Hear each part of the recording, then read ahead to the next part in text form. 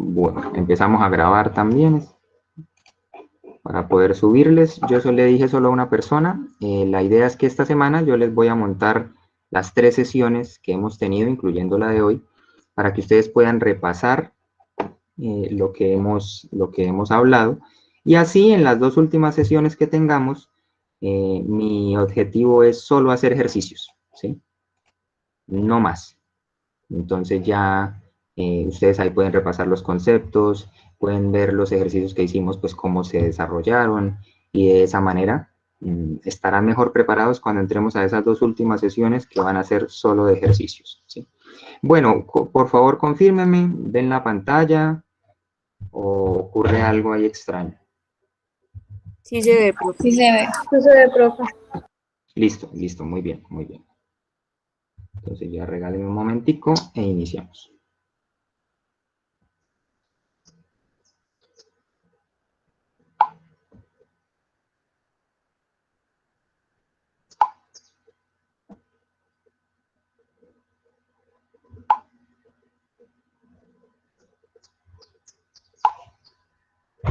Listo. Bueno, ahí como pueden observar, lo que vamos a hablar, ya lo dije, geometría, y vamos a abordar más o menos esa línea temática. Empezaremos por una cuestión de símbolos, recordar, de seguro ustedes ya saben todo eso, recordar pues cómo se representa una línea, cómo se representa un segmento, en qué momento se usan letras mayúsculas, minúsculas, en fin, todo lo relacionado con símbolos para poder estar más preparados y resolver problemas de esta área. En medio de todo eso mencionaremos algunos conceptos fundamentales que sí o sí ustedes deben conocer. Entraremos a abordar los triángulos, que son las figuras centrales en el estudio de la geometría que a ustedes le van a evaluar en el ICFES. Básicamente, de triángulos para abajo es lo que le evalúan, ¿sí? Ya los de ahí para arriba son muy pocas, muy pocas las preguntas que les van a ustedes aparecer. Ejemplo, figuras planas, que también vamos a abordar algo muy sencillo de eso, fórmulas de perímetro, fórmulas de área, relación entre esas diferentes figuras planas, y quizá vamos a ver si el tiempo nos lo permite abordar un poco de trigonometría, ¿sí? Pero ya en el aspecto de trigonometría, las preguntas que llegan a salir al respecto son contaditas, ¿sí? Y la mayoría de ellas les explican antes de la pregunta la fórmula que deben usar o cómo la deben aplicar, en fin. Entonces, en la parte de trigonometría no es tan necesario abordarla con mucho detalle. Bueno, sin más, iniciemos, ¿sí? Entonces, en el uso de símbolos, en el aspecto de la geometría, la idea es que las letras y la forma en que éstas se escriben van a representar algo en particular, ¿sí? Entonces, no vamos a ver letras mayúsculas porque sí, no. Las letras mayúsculas representan puntos, ¿sí? No vamos a ver letras minúsculas porque sí. Las letras minúsculas, por lo general, suelen aparecer en cursiva, representan rectas o circunferencias, ¿sí? Espérenme un momentico que alguien quiere ingresar. Listo. Bueno, entonces eso no es gratuito, todo lo que ustedes vean en un enunciado o en una figura, ¿sí? Entonces, en el caso de las letras mayúsculas, como representan puntos, cuando aparecen 2 letras mayúsculas juntas, ya estamos hablando de un segmento, ¿sí? ¿Y qué es esa vaina? Entonces, ahí debemos entrar a analizar en un contexto todo lo que tiene que ver con segmento, rayo, línea, que va por ahí, ¿sí? Se relaciona de una u otra manera. El segmento, ahí ustedes lo pueden notar en la diapositiva, son 2 puntos, ¿sí? Es la línea que une 2 puntos. Entonces, el punto A hasta el punto B. ¿Cómo se representa eso? Como aparece por acá, las 2 letras pegadas, A, B, y arriba se le suele poner una liniecita, ¿sí? A veces se le pone, a veces no. Pero en términos formales, esa liniecita debe aparecer, ¿sí? Puede escribirse primero la A y luego la B, luego la B, primero la A y luego primero la B y luego la A. Eso no interesa. La idea es que así se reconoce un segmento, la unión de 2 puntos. Listo. El rayo ya vamos a tener otra vez 2 puntos. En este caso aparece aquí la C, aparece aquí la D, pero después de la D se extiende la línea, ¿sí? Entonces, para hacer esa aclaración y diferenciarlo, diferenciar el rayo del segmento, entonces vuelve y se simboliza con las dos letras juntas, pero en la linecita que se le pone arriba, se le pone cabeza a la flecha. Con eso, ¿qué estoy queriendo decir para nuestras mentes? Que ese segmento de recta se extiende hacia la derecha, ¿sí? Puede ser, en otro caso, ese rayo se extienda de la C para atrás, que iniciemos en la D y se extienda de la C para atrás. Entonces ya la forma en que se escribe sería DC y la lineecita de arriba no tendría la cabeza como la tiene ahí, sino hacia la izquierda, ¿sí? Lo que me quiere decir que, bueno, se escribiría igual, perdón, CD, la cabecita de la flecha al contrario, lo que me quiere decir que se extiende es de la C hacia allá, ¿sí? Bueno, eso es una cuestión, en cierto modo, de lógica. Y ya la cuestión de la línea, que nosotros solemos a veces creer que una línea, solemos confundir la línea con el segmento, ¿sí? La línea es una extensión de puntos infinita, o sea, eso no tiene ni principio ni fin, ¿sí? Nosotros ubicamos dos puntos para tener una idea. Entonces puede aparecer, aquí como está en el ejemplo, el punto E y el punto F. Entonces los junto, aparece un segmento, pero la forma de saber que es una línea es ponerle en la lineecita que aparece arriba de las letras doble cabeza de flecha. Con eso debo entender que inicia en el infinito y termina en el infinito, ¿sí? No tiene una extensión definida, ¿sí? Por eso, a veces, como lo decía ahorita, suelen denominarse con letras minúsculas en cursiva. Entonces ahí puede decir la línea E. Entonces ahí ya debemos tener en cuenta que me están hablando de una extensión infinita de puntos. Pues precisamente como la línea es un concepto tan abstracto, no suele aplicarse mucho en ejercicios, digámoslo, prácticos, ¿sí? Entonces lo que casi siempre vamos a usar, por no decir siempre, va a ser el segmento de recta. Entonces para que ustedes tengan en cuenta cómo es que se hace la notación para un segmento. Listo. Si se dieron cuenta, pues una línea, una recta, es básicamente unión de puntos, ¿sí? Entonces vamos a ir de puntos a rectas, que sería la primera figura geométrica que analizamos. Estas rectas, estas líneas, son la base para formar todas las demás figuras. Entonces ahí tenemos básicamente los tres tipos de líneas que pueden haber, o bueno, rectas. Eso se suele usar como sinónimos. Pueden ser rectas paralelas, ¿sí? Es decir, nunca se van a cortar. Ahí ustedes notan el dibujo. Entonces, si yo quisiera medir la separación que hay entre las líneas, pues esa separación va a ser siempre la misma, ¿sí? Aquí va a medir, ejemplo, 1 centímetro, aquí 1 centímetro, aquí 1 centímetro, aquí 1 centímetro. Si me muevo hasta el infinito, va a seguir siendo esa separación. Entonces, esas son las líneas paralelas. ¿Cómo se representan las líneas paralelas? Entonces, ustedes siempre van a ver que la forma de representarlas son estos dos palitos verticales. No necesariamente tienen que estar verticales. Puede ser que a veces les aparezcan en diagonal, pero siempre van a aparecer así. Dos rectas pequeñitas con esa separación. Ahí yo ya debo saber que me están hablando de rectas paralelas. En el caso de las rectas perpendiculares, ahí está la forma en que se simbolizan. Su característica es que se cortan en un punto, ¿sí? Ahí lo vemos, pero de una manera particular. Siempre se van a formar ángulos rectos, es decir, ángulos de 90 grados, ¿sí? Aquí, en este caso particular que tenemos dibujado, pues se forman 4 ángulos rectos. Aquí los vemos con claridad, ¿sí? Entonces, esas rectas perpendiculares, la forma de representar que así son, es de esta forma. Una horizontal y la otra vertical. Efectivamente, ahí mismo notamos que se forma el ángulo de 90. Las otras rectas, que son las que se usan mucho en todo este tipo de problemas de geometría, son las rectas secantes, ¿sí? Básicamente, se cortan en un punto, pero a diferencia de las rectas perpendiculares, al momento de cortarse, se genera algo. Algo, en ese caso un ángulo de 90, en el caso de las perpendiculares, pero aquí se forma un ángulo de otro valor. Entonces, trabajar con las rectas secantes es interesante porque ahora aquí entramos a definir otro concepto fundamental de la geometría, ángulo, ¿sí?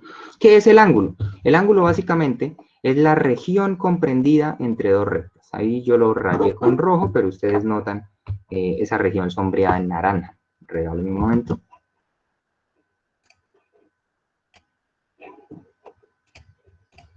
Listo. Eso es un ángulo, la región comprendida entre dos rectas secantes, ¿sí? Hay unas cositas a tener en cuenta. Siempre aparece el vértice es el punto en el que se cortan las rectas, ¿sí? Por lo general suele representarse con la letra O, ¿sí? No siempre pasa, pero suele usarse así. Para empezar aquí a hablar de cosas, se suele poner por aquí un punto A, ¿sí? Notamos entonces que aparece, pues, obviamente este lado, que es un segmento y por eso se simboliza así, OA y la lineecita arriba. Ponemos por aquí un punto B en la otra recta y aparece el lado OB, ¿sí? Y aquí empezamos entonces a jugar con la notación de ángulos. ¿Cómo llamar a los ángulos? ¿Sí? Entonces hay varias maneras en que ocurre. Pueden decirle, le pueden poner este símbolo o no, ¿sí? Por lo general suele. Con eso ya le están diciendo el ángulo alfa en este primer caso. Es decir, una de las formas más comunes de llamar a los ángulos es usar letras griegas. Alfa, beta, gamma, teta, en fin. Otra manera es simplemente llamarlo con la letra del vértice. Entonces, si en este caso el vértice es O, entonces vamos a decir el ángulo O, ¿sí? Y una manera que aparece mucho en los problemas que a ustedes les van a salir es esta de aquí. Un poco cansona de observar porque aparecen los tres puntos que ahorita mencioné. Aparece A, aparece B y aparece el vértice O, pero aparecen de una manera particular. Siempre que a ustedes les surja esta forma de notación de los ángulos, el ángulo al que están haciendo referencia está en el punto del centro. Entonces fijémonos aquí en la figura que tenemos. El ángulo no está en A. A es solo un punto de la semirrecta OA. El ángulo tampoco está en B. B es solo un punto de la semirrecta OB. El ángulo está en el punto O. Y ese punto siempre va a aparecer en el centro de la notación que estamos ahora hablando, ¿sí? Entonces ténganlo muy presente porque les va a aparecer en muchas ocasiones. Hay algo especial. Entonces ahora esa lineecita ahí punteada en azul que les apareció es una palabrita un poco rara, pero es un concepto que deben considerar fundamental. Y es el de bisectriz, ¿sí? La bisectriz es una línea que divide el ángulo en dos partes iguales.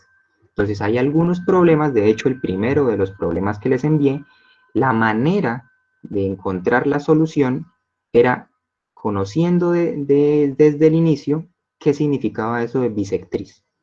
Si no se sabía el concepto de bisectriz, no se podía solucionar ese problema, ¿sí? Entonces la bisectriz es la línea que divide el ángulo en dos partes iguales. Entonces, este ángulo, si suponemos, como para llamarlo en letras griegas, se llama alfa, entonces la bisectriz me va a dividir esto en dos ángulos. Este de aquí, que sería alfa medios, y este de aquí, que sería alfa medios, ¿sí? Eso es lo que me permite deducir el concepto de bisectriz, ¿ok? Bueno, continuamos. Los ángulos, para mí, es básicamente uno de los ejes centrales de la geometría, van a estar presentes en toda figura, por eso los llamo acá los eternos acompañantes, ¿sí? En este caso, ustedes ven ahí tres líneas. La línea T, que está pues inclinada, pero entonces la cortan dos líneas paralelas, ¿sí? La línea R y la línea S.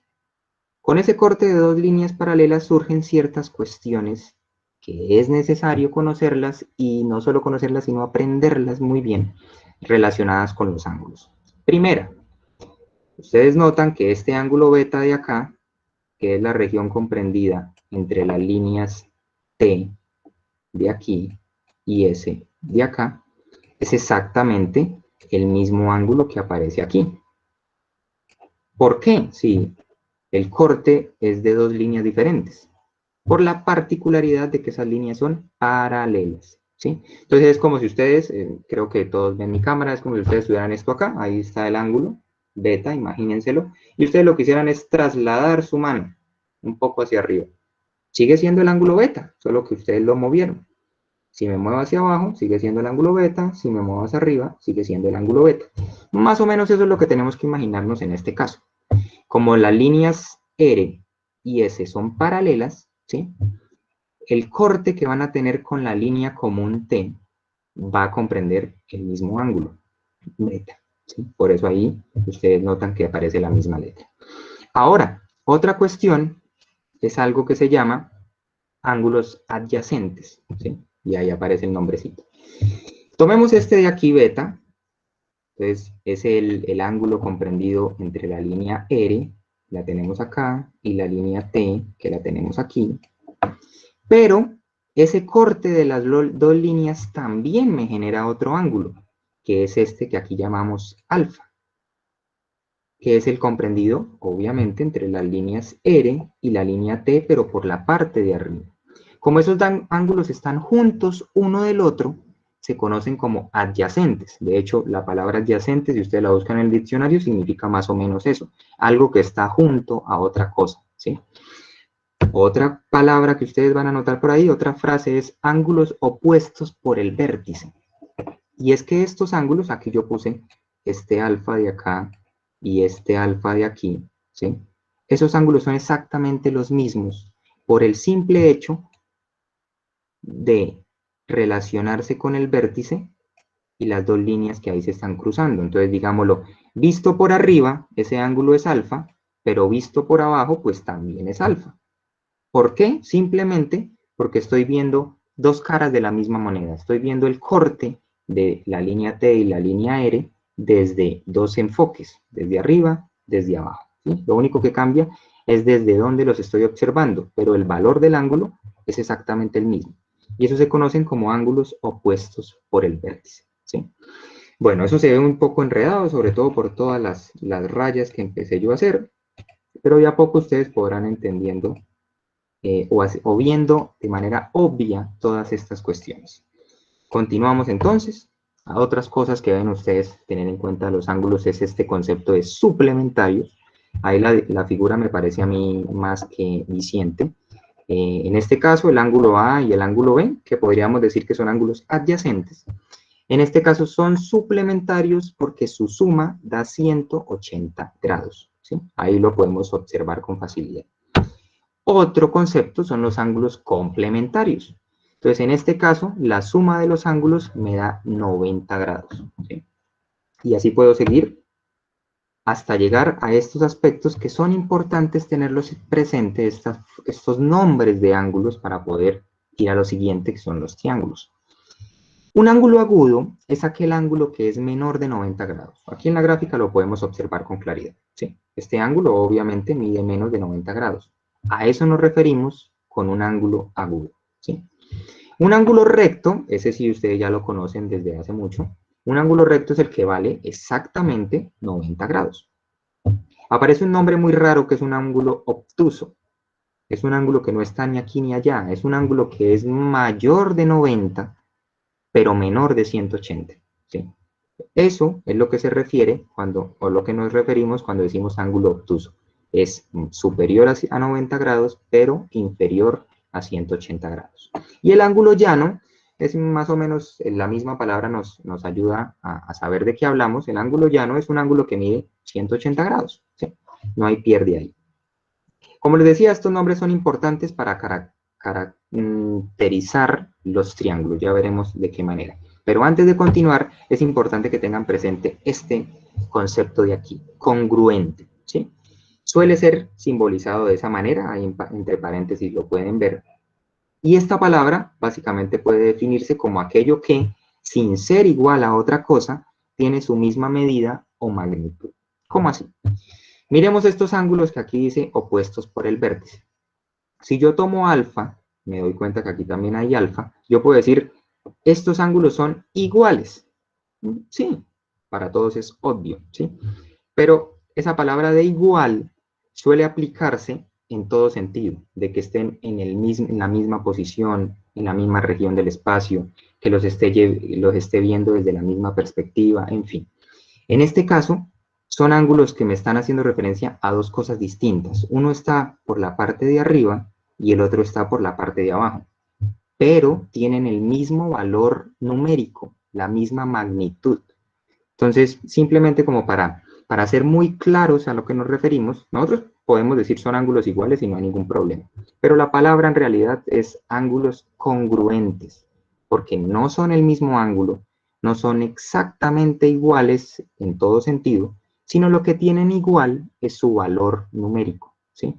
Por eso decimos que son congruentes, ¿vale?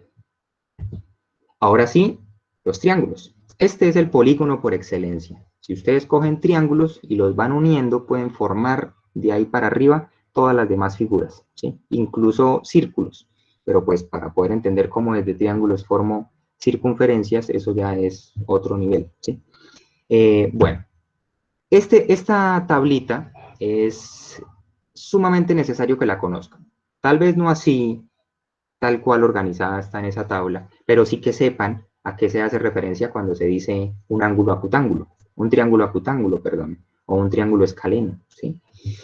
Como vimos ahorita en esos nombres de los ángulos, permiten de una vez encontrar la clasificación de los triángulos según sus ángulos, ¿sí?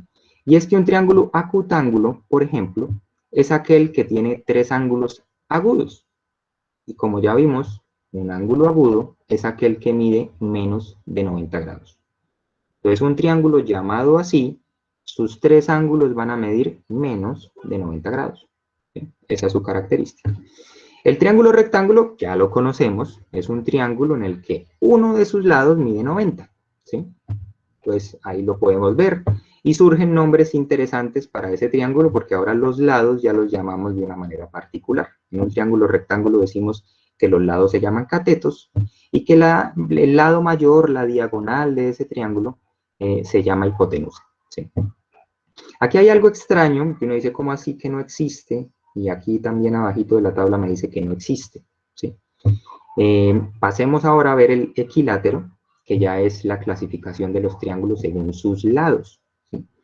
Entonces, ¿qué pasa con el equilátero? Los tres lados son iguales. Este nombre sí creo que es muy común para ustedes. Un triángulo equilátero es un triángulo en el que los tres lados que tiene miden lo mismo, ¿sí? Esto necesariamente obliga a que sus tres ángulos sean iguales, ¿sí? Es completamente necesario que los tres ángulos midan lo mismo si los tres lados miden lo mismo. Por esto, por este tipo de cosas que estoy diciendo, es que digo que es fundamental que ustedes sepan esta tablita. Porque ustedes pueden sacar conclusiones como esas. No, yo ya sé, si los tres lados miden lo mismo, los tres ángulos también, ¿sí? O en el isósceles, dos lados miden igual. Ah, entonces los dos ángulos que tienen que ver con esos lados también miden igual, ¿sí? Ese tipo de conclusiones, de relaciones, únicamente es posible hacerlas cuando ya sé a qué me refiero cuando digo isósceles, a qué me refiero cuando digo equilátero y los demás que aparecen en esta tablita, ¿sí? Pero bueno, continuamos con el equilátero. Si los tres ángulos son iguales, hay algo fundamental que debemos tener en cuenta, ¿sí? Y es que los ángulos internos de todo triángulo deben sumar 180 grados, ¿sí? Entonces, si los tres ángulos son iguales, eso quiere decir que cada ángulo debe sumar debe ser igual a la tercera parte de 180 grados, es decir, 180 dividido en 3, o sea, 60 grados, ¿sí? Entonces, cada uno de estos tres ángulos que aparecen ahí, este de aquí, este de aquí y este de aquí, deben sumar 60 grados en un triángulo equilátero. De lo contrario, no sería equilátero, punto, ¿sí? Esto obliga a que no pueda existir un triángulo equilátero que sea rectángulo, porque si uno de sus ángulos miden 90, que es la característica del triángulo rectángulo, pues los otros dos ángulos no pueden medir 90, ¿sí? Para que sea equilátero, los tres deben medir lo mismo, y si los tres midieran 90, lo que tendríamos sería esto. Entonces, es absurdo, no puede existir un triángulo equilátero que sea rectángulo. Tampoco puede existir un triángulo equilátero que sea obtusángulo, porque la característica de un ángulo obtusángulo es que tiene un ángulo obtuso, y ya sabemos que es un ángulo obtuso, mayor de 90 grados, pero menor de 180. Aquí lo vemos con claridad. Este ángulo de aquí es mayor de 90 grados, pero menor de 180. Supongamos que vale 120 grados, ¿sí? Por poner un ejemplo nomás. Si vale 120 y decimos que es un triángulo equilátero, quiere decir que la suma de los tres ángulos de ese triángulo equilátero serían 360 grados. Y no, eso es absurdo, ¿sí? Por lo tanto, no puede existir un triángulo equilátero que sea obtusángulo, ¿sí? Esa es la razón de por qué en estas casillas aparece esa palabrita, de que no existen triángulos equiláteros con esas características de ángulos, ¿sí? En el caso del isósceles, creo que ustedes también lo conocen fácilmente. Un triángulo isósceles es aquel que dos lados son iguales. Y esto obliga a que dos de sus ángulos también sean iguales, ¿sí? Aquí en esta figura nos damos cuenta inmediatamente que este lado que voy a llamar A y este lado que voy a llamar B miden lo mismo, ¿sí? Esto hace que estos dos ángulos de acá, voy a llamarlo A mayúscula este, y voy a llamar a este B mayúscula, deban tener la misma magnitud, ¿sí? Esa es la condición de un triángulo isósceles, ¿sí? Eso en esa figura, ¿sí? Que en este caso estaríamos hablando de un triángulo isósceles por un lado, pero además acutángulo por otro lado, porque los tres ángulos son agudos, ¿sí? Los tres ángulos de este triángulo miden menos de 90, pero hay triángulos isósceles que sean rectángulos, hay triángulos isósceles que sean obtusángulos, y eso pues ya depende de cada problema. Y en el caso del escaleno, pues ese sí ya es todo diferente, ¿sí? Es el chico único. El triángulo escaleno tiene todos los lados desiguales y por lo mismo todos los ángulos desiguales, ¿sí? Y ese también se presenta de las tres maneras. Puede ser acutángulo, puede ser rectángulo o puede ser obtusángulo. ¿Listo? Bueno, eso básicamente era una lectura de esa tablita, pero de ahí, de todo esto que acabamos de decir, surgen algunas conclusiones que hay que tener siempre presentes. La primera ya la dijimos, los ángulos internos de un triángulo deben sumar 180 grados. La suma de los ángulos internos de un triángulo debe sumar 180 grados. Otra cuestión que surge de los triángulos es el teorema de Pitágoras, ¿sí? Este teorema solo se aplica a triángulos rectángulos, ¿sí? No más. Y ustedes ya lo conocen, ¿sí? La suma de un cateto al cuadrado con el otro cateto al cuadrado me da la hipotenusa al cuadrado, ¿sí?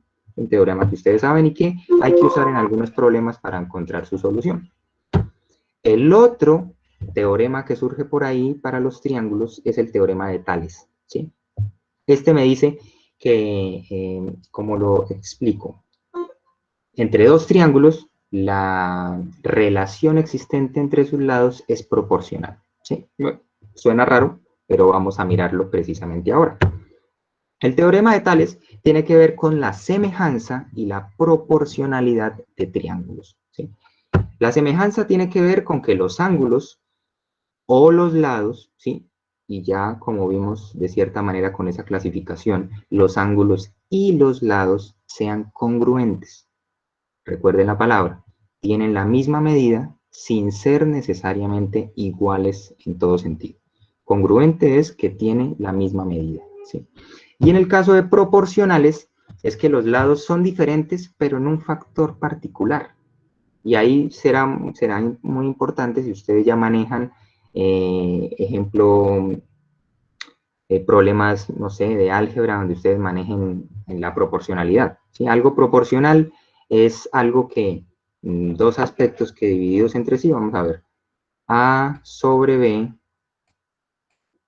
me da una constante, ¿sí? Entonces, eso es proporcional. Entonces, que digan, la edad de Andrés es el doble de la de Juan. Andrés tiene el doble de edad que la de Juan, ¿sí? Este tipo de relaciones son las que me marcan proporcionalidad. Entonces, si estoy hablando de triángulos, lo que quiere decir es que un lado de un triángulo respecto al otro lado, respecto al mismo lado de otro triángulo, difiere en un tamaño, pero es un factor fijo, ¿sí? Ya lo vamos a ver con el dibujito que les tengo a continuación. Entonces, ahí tenemos un primer triángulo, ¿sí? Los lados aparecen ahí, un lado se llama A, otro lado se llama B, otro lado se llama C. Y aparece aquí otro triángulo más grande, ¿sí? Pero solo observándolo de lejos nos damos cuenta que tienen algo como de parecido, se relacionan de cierta manera. Tiene un lado que llamé A', y si notan, pues es un lado que corresponde o está en el mismo lugar, por decirlo así, que el lado A. Tiene un lado B' que corresponde con el lado B del triángulo más pequeño. Y tiene un lado C' que corresponde con el lado C del triángulo más pequeño, ¿sí? Si nosotros vemos, obviamente los lados del triángulo rojo son más grandes que los lados del triángulo azul, ¿sí? Pero el teorema de Tales lo que me dice en estos dos triangulitos es que son más grandes en un factor específico. Ejemplo, yo podría decir, no, es que lo que mide A' es 1,25 veces más grande que lo que mide A. Y el teorema de Tales cobra sentido cuando eso se aplica para todos los otros lados. Entonces, que yo digo, el lado B' del triángulo grande es igual a 1,25 veces el lado B del triángulo pequeño.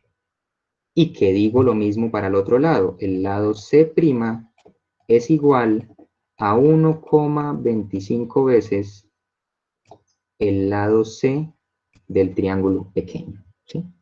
Si ustedes notan, se mantiene la misma proporción en los triángulos, 1,25. A eso nos referimos con proporcionalidad, ¿sí? Y solo por observación, pues hoy nos damos cuenta, ¿sí?, que este ángulo de aquí vale lo mismo que este ángulo de acá, que este ángulo de aquí vale lo mismo que este ángulo de acá, que este ángulo de aquí vale lo mismo que este ángulo de acá. De ahí decimos que son semejantes, ¿sí? Entonces, noten más o menos cómo va la cuestión. Decimos que son triángulos proporcionales, que sus lados son proporcionales, porque difieren en un factor específico. ¿Sí? En este caso, 1,25 me lo inventé. Decimos que son semejantes, en este caso que ahí está representado, porque sus ángulos tienen la misma medida. ¿Sí? Eso se representa con una formulita que les va a aparecer a continuación. ¿Sí? Es esa de ahí, pero venga, borro para que la vean bien.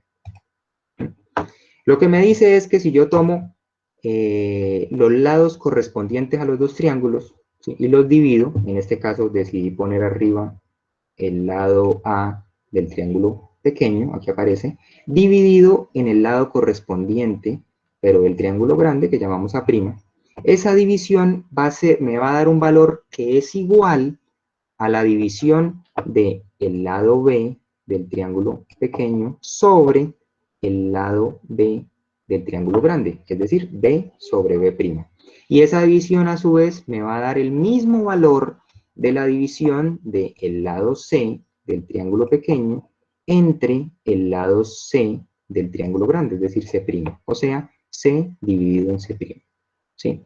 El resultado de la división de estos tres grupos va a ser el mismo. ¿Sí? ¿Qué hay que tener en cuenta aquí? Pues que siempre yo ubique los lados del mismo triángulo en el lugar que corresponda. Aquí yo puse todos los lados del triángulo pequeño arriba, ¿sí? Pero yo lo puedo poner también al contrario, entonces yo puedo decir A' sobre A igual a B' sobre B igual a C' sobre C. La idea es respetar que en el mismo lugar se encuentren los lados del mismo triángulo. Si pongo arriba los del triángulo grande, debo ponerlo en los tres momentos, ¿sí? Eso básicamente es el teorema de Tales. Me sirve mucho porque ya lo veremos para algunos problemas, como para no entrar aquí de manera tan abstracta a decirles cosas y de pronto no confundirlos más. Pero tengan presente, espero que lo que les haya acabado de explicar haya quedado un poco entendido. Y si no, con algunos problemas que surgieron por ahí, que yo les envié, lo vamos a poder ver mucho mejor. Luego de esto, es necesario seguir ampliando sobre los criterios de semejanza de triángulos, ¿sí? Hay tres criterios. El primero es el criterio ángulo, lado, ángulo, ¿sí? Es decir, dos triángulos son semejantes si tienen dos ángulos iguales. Ya. Entonces aquí podemos ver el ángulo A, aparece acá, es exactamente el mismo valor de ángulo que el de A'. El ángulo P, que aparece aquí, es exactamente el mismo valor del ángulo que aparece acá arriba. ¿Sí? No quiere decir que sean criterios diferentes. ¿Sí? Es que dependiendo del problema que les den, las medidas de ciertos lados, las medidas de ciertos ángulos, yo necesito moverme por alguno de estos tres criterios para establecer si son semejantes o no. ¿Sí? Lo que yo les expliqué antes, voy a volver un poco en la diapositiva pasada, lo que yo les expliqué aquí corresponde a todos los lados y todos los triángulos. ¿Sí? Yo dije que los tres lados, los tres ángulos son iguales, que los tres lados son proporcionales. ¿Sí? Pero eso sí conozco todo de los triángulos, pero si conozco solo algunos aspectos, yo necesito entonces irme por algún criterio. ¿Sí? Puede ser que me den, como en esta gráfica, esos dos ángulos de los dos triángulos, y si yo veo que tienen el mismo valor, yo de una vez concluyo que son semejantes. ¿Sí? Porque si tienen dos ángulos iguales, eso quiere decir que el tercero también es igual. ¿Sí? Porque no sé, supongamos que la suma de estos dos ángulos vale 100 grados. Pues estos como son iguales en valor, pues también la suma vale 100. ¿Cuánto vale el otro ángulo para cada triángulo? Pues tengamos en cuenta que la suma de los ángulos internos de todo triángulo vale 180. Entonces sería, vamos a llamar a ese ángulo alfa. Entonces sería igual alfa más 100.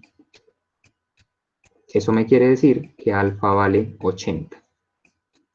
Pero no vale 80 alfa solo aquí.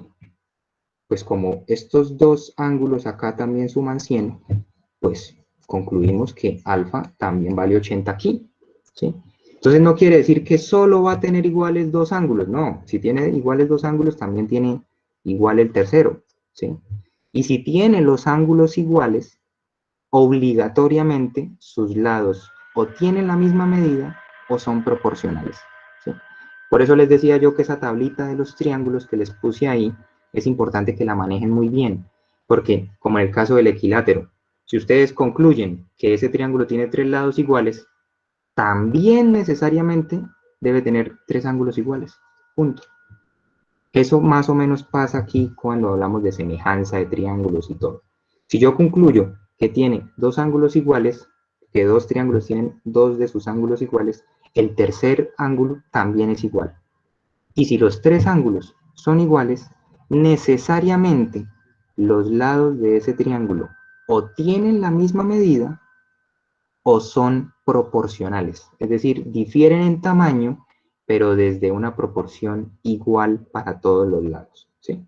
Bueno, espero que de a poco esto me lo vayan entendiendo. Ese es el primer criterio. ¿Sí? El segundo criterio es que dos triángulos son semejantes si tienen los lados proporcionales. ¿Sí? Creo que pues esto ya quedó un poco claro de la diapositiva anterior, entonces pues digámoslo, no vamos a ampliar mucho más eso. Y el tercer criterio es que dos triángulos son semejantes si tienen dos lados proporcionales y el ángulo comprendido entre ellos es igual. ¿Sí? Pues ahí lo notamos. Entonces yo sé que este ángulo, se me perdió el mouse, ya lo vi. Yo sé que este ángulo C y este ángulo C' es proporcional y también que este ángulo A y este ángulo A' es proporcional. ¿Sí? ¿Cómo lo sé? Pues haciendo esta operacióncita de aquí. Listo. Si además yo confirmo que el ángulo que hay entre esos lados es el mismo, concluyo entonces que son que son triángulos semejantes. ¿Sí? Ese es el tercer criterio. Igual, pues no se angustien, yo como lo he hecho con nosotros, les voy a pasar esta presentación de diapositivas para que vuelvan y la miren, y a lo largo de esta semana les estaré compartiendo las grabaciones de estas clases, así que pues también si quieren pueden retomar esto con más calma. Listo, ya aquí dejamos a un lado triángulos y empezamos a hablar de polígonos. ¿Sí? Como les dije al inicio, los triángulos es lo más importante. todo eso que hablamos de ángulos, de palabritas raras, de la forma en que se simboliza y de las características de los triángulos, el uso del teorema de Pitágoras, el uso del teorema de Tales, eso es lo más grande que si ustedes lo saben, ya ustedes pueden decir que en la parte de geometría matemática les va a ir bien. Porque de ahí para arriba, o les ponen pocas preguntas, o con lo que ustedes ya saben de triángulos para abajo es suficiente. ¿Sí?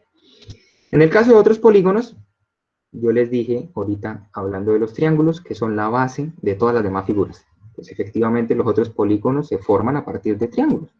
Lo importante en este caso es saber fórmulas básicas de área y perímetro. Eso es lo que hay que saber cuando hablamos de otros polígonos. ¿Sí? Entonces, ¿qué es el perímetro? El perímetro es la suma de todas las longitudes de los lados. Creo que ustedes ya manejan muy bien esa definición. ¿Qué es el área? El área es la medida de la superficie comprendida dentro de un perímetro. ¿Sí? No puede haber área si no hay perímetro. No puede haber una superficie contenida en algo si no hay una extensión alrededor que la mantenga encerrada. ¿Sí? Yo no puedo decir, aquí el área que ustedes están viendo es de un círculo. Pero, pues, ¿cuál área? Si ustedes en la cámara solo me están viendo a mí. ¿Cuál círculo?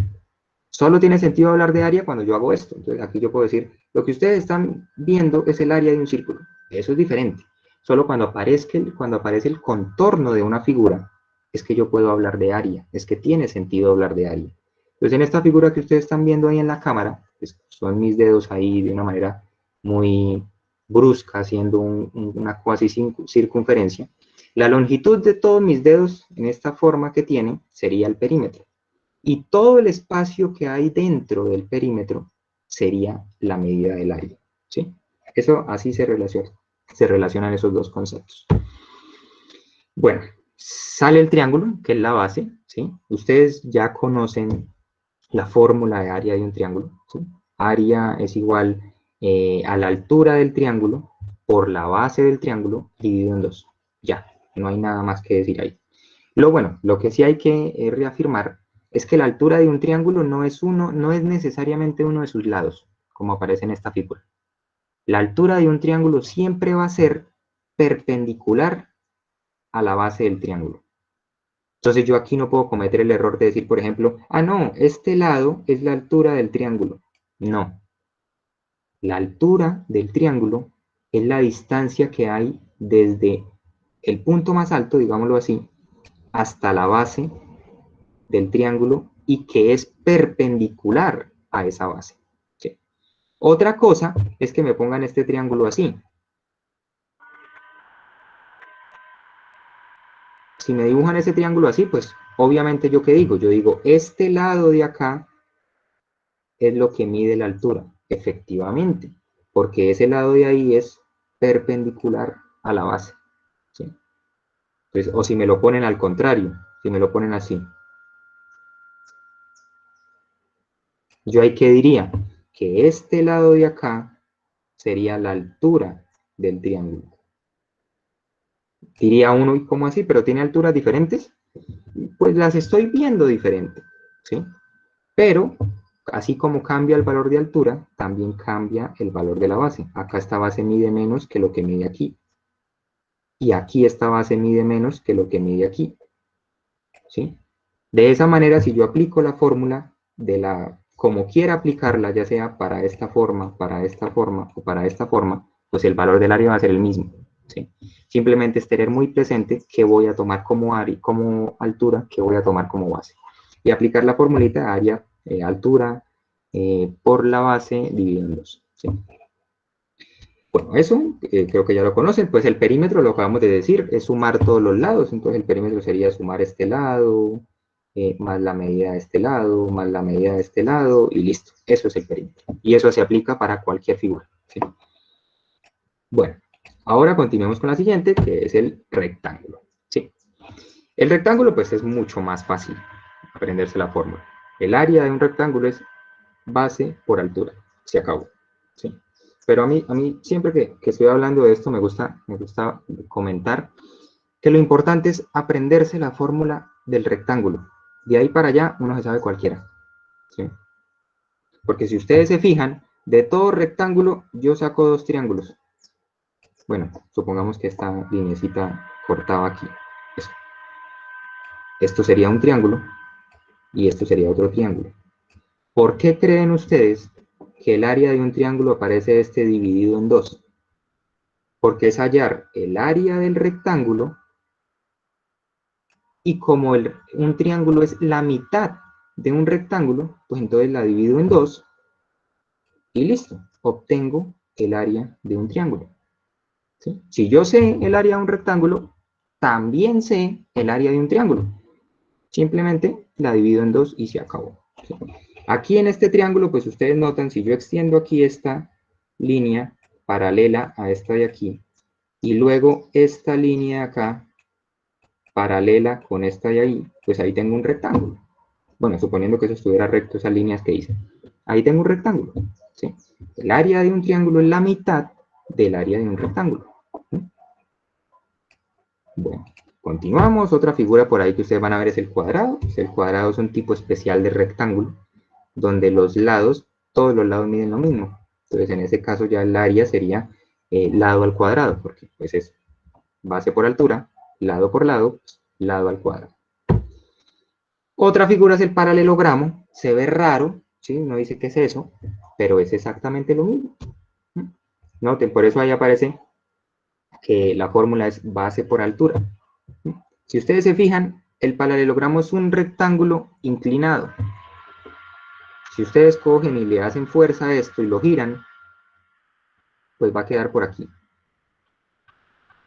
Y si ustedes cogen y le hacen fuerza a esto y lo giran, pues va a quedar por aquí. Y pues ya, si unen eso, bueno, ahí me pasé. Esto es un poquito menos. Si unen eso, ya queda. ¿Sí? El paralelogramo.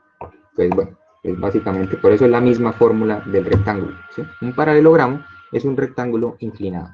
Pues ahí lo mismo, debemos tener presente que si quieren verlo, es así como ocurría con el triángulo, ¿no? La altura siempre es perpendicular a la base. Entonces por eso aparece ahí esa lineecita. ¿Que por qué aparece ahí? ¿Por qué no puedo tomar esta? ¿Sí? Porque bueno, ahí ya se inclinó, eso cambió algo. Pero si ustedes quieren notar, si ustedes extendieran esto así y forman aquí esto, y entonces de aquí cogen y forman aquí esto, ustedes ven ahí el mismo, este rectángulo tiene exactamente la misma área que ese paralelogramo. Esta área que hay acá es exactamente la misma área que hay acá. ¿Sí? Pues ahí ya confirmamos que un paralelogramo es un rectángulo. ¿Sí? Bueno, entonces la fórmula del área la tienen ahí. El rombo pues es básicamente lo mismo. Ustedes pues ahí tienen la fórmula, se parece a la del triángulo de cierta manera, solo que aquí pues ya llamamos, digamos, D minúscula como una distancia menor, D mayúscula como una distancia mayor, es decir, la mayor distancia entre las puntas sería D mayúscula, la menor distancia entre puntas sería D minúscula, y eso lo multiplico, luego lo divido en dos y encuentro el área, ¿sí? Si quieren, hagan el ejercicio de todos estos espacios, ustedes pueden formar, mira, ahí ya formamos triángulos, aquí formé un triángulo, dos triángulos, segundo triángulo, tercer triángulo, cuarto triángulo, ¿sí? Y si ustedes notan, ¿sí? Es el área de todo este rombo es exactamente igual al área de un triángulo que tenga esas medidas, ¿sí? Bueno, ustedes ya ahí podrán corroborar, ¿sí? Pero entonces ahí tienen el área del rombo. Distancia menor por distancia mayor dividido entre 2. El trapecio es otra figura interesante, ¿sí? Ahí tienen un área, la fórmula de un área. Para que no se nos alargue el tiempo, pues no les voy, digamos, a explicar de dónde sale esa fórmula. La idea ahí simplemente es como hacer un promedio de distancias para comparar ese trapecio con un rectángulo, bueno, en fin. Pero la fórmula del área es la base mayor, pues si ustedes notan, aquí hay una distancia de base que es más larga, entonces esa va a ser la base mayor, más la base menor, que sería la distancia más pequeña, aquí la tenemos arriba, ¿sí? Eso lo divido en dos y luego el resultado lo multiplico por la altura, que pues una vez más es la distancia vertical perpendicular a ambas bases. ¿Sí? Listo. Y ahí tenemos la fórmula del trapecio, del área de un trapecio. El polígono regular tienen una fórmula de área que ahí aparece. Entonces es sumar todos los lados, multiplicarlos por este valor A. Uno puede decir, eso es como la altura del polígono, pero no parece. En el caso de un polígono regular, ya esa lineecita, ustedes la van a encontrar con un nombre raro que se llama apotema. ¿Sí? La apotema es la altura, pero la altura de los triángulos que forman ese polígono. Y es que si ustedes se fijan, pues esto es unir estos triángulos de acá. Aquí hay uno, aquí hay dos, aquí hay tres, aquí hay cuatro y el restante 5. Unir 5 triángulos, así como ahí aparecen, es formar un polígono regular. Entonces, si ustedes se fijan, efectivamente esa A, esa apotema, corresponde a la altura de los triángulos. Entonces aquí aparece la apotema, que es la altura de este triángulo. Aquí también aparece la apotema, que es la altura de este triángulo. Aquí también aparece la apotema, ¿sí? Aquí también aparece la apotema. Entonces, la fórmula del área de un polígono regular es el perímetro de ese polígono, es decir, la suma de todos sus lados, por la apotema dividido en 2. Y lo otro es el polígono irregular. Yo puedo relacionar polígono irregular con polígono regular, y de hecho con cualquier otra figura, ¿sí? Para poder hallar el área de cualquier figura, como un polígono regular, es simplemente dividirla en figuras más simples, hallar el área de esas figuras más simples y sumarla. Entonces ahí lo notamos. El área de este triángulo, más el área de este otro triángulo que formé, más el área de este otro triángulo, más el área de este otro triángulo, se forma el área de toda esta figura rara que no tiene ni nombre. ¿Sí? Entonces yo puedo partir una figura en figuras pequeñitas que yo ya conozca, y eso ya depende de cada quien. Alguien puede ver puros triángulos, alguien puede ver rectángulos más triángulos, alguien puede ver un trapecio más no sé qué. Eso ya depende de cada quien cómo lo quiera resolver. Pero la idea general es, yo parto una figura grande en figuras más pequeñas, que conozca, que sepa hallar su área, que sepa hallar lo que me estén pidiendo, y así determino el área de esa figura compleja. ¿Sí? Por aquí, listo. Esto básicamente es lo que tiene que ver con otros polígonos.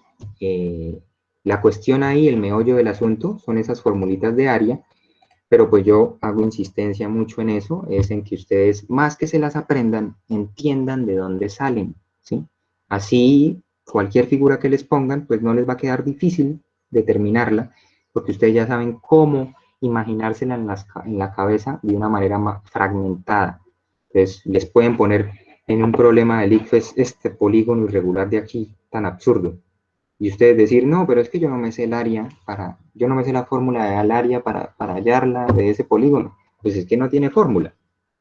La única manera es dividirlo en polígonos más pequeños, que yo ya conozco el área, y hallarla, ¿sí? Entonces, tengan siempre presente eso. Por eso insisto tanto en estos aspectos. Listo. Continuemos, ya lo último que quiero ver es sobre la circunferencia para poder hacer los ejercicios que les puse. La circunferencia ya sigue siendo una figura plana, ¿sí? Pero especial. Entonces, ahí les puse la definición formal de una circunferencia. Entonces, es una sucesión infinita de puntos que equidistan de un punto específico llamado centro. Es decir, todos los puntos, eso es lo que me quiere decir esa palabrita de equidistan, es que todos los puntos que yo estoy uniendo se separan el mismo valor de un punto que yo llamo centro. Y por eso aparece esa figura así. Si yo pongo aquí un puntico y desde el centro mido la distancia que hay, este valor de la distancia es el mismo que si yo pongo aquí un puntico y mido la distancia que hay desde el centro. Y si yo pongo aquí un puntico y mido la distancia que hay desde el centro. Y aquí, etcétera, etcétera, etcétera. Eso es lo que quiere decir sucesión infinita de puntos que equidistan de un punto específico llamado centro. ¿Sí? Ahí notamos ya muchos aspectos. De hecho, si ustedes se fijaron, si ya lo recuerdan, el radio es precisamente esa distancia. Es la distancia que hay desde el radio a cualquier punto de la circunferencia. ¿Sí? El diámetro es un caso especial de distancia, que ya la miraremos. ¿Sí?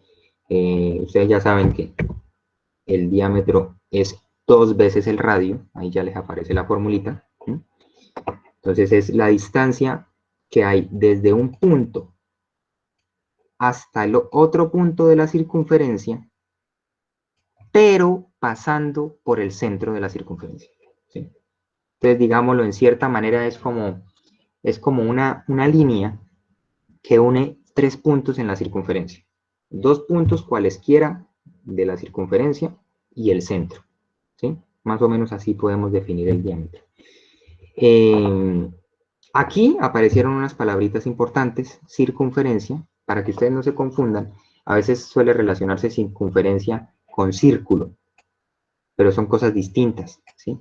La circunferencia es el perímetro de la figura, digámoslo, es la distancia que hay, pongámoslo aquí, este punto, y entonces yo me empiezo a mover y me muevo así, por toda esa lineecita, y vuelvo y llego ahí. Esa distancia es lo que se llama circunferencia.